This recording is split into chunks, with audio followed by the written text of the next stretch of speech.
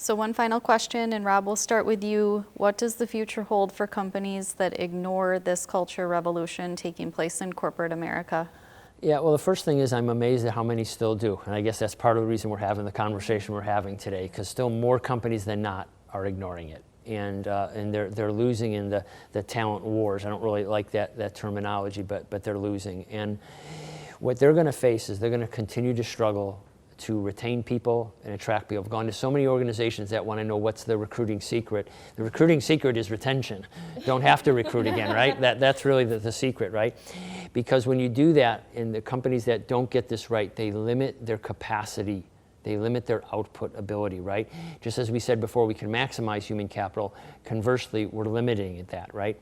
So we're not really getting much. It goes back to my logistics example. We wouldn't millions of dollars in a new logistics system and think if it worked at 50% of expectation, that'd be great. We wouldn't do that, right? So we lose that, and what happens is execution on a day-to-day basis suffers.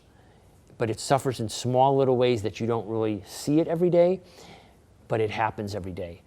And so when we're able to do that and arrest that, you keep it because employees in that poor execution, and I see the person next to me not executing, right? I lose my work purpose that we were talking about before, right?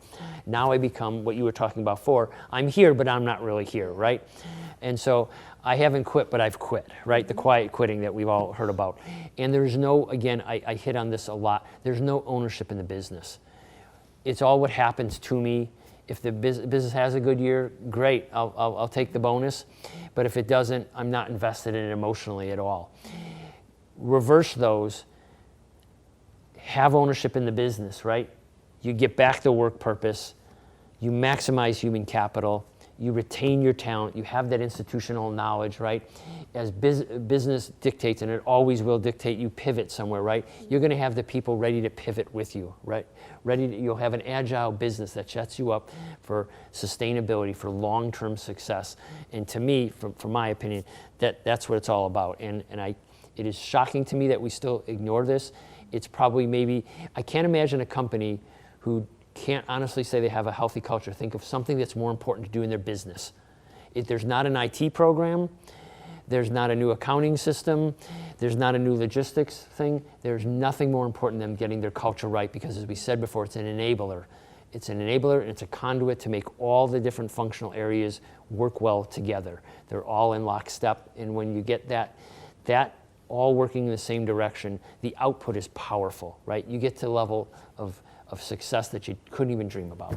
Absolutely. Mm-hmm. I love it. I love the passion in our conversation today, because we're so passionate about what we're talking about and the importance of culture. And the organizations that aren't willing to put it at the top where it has to be are going to continue to slide down the mountain.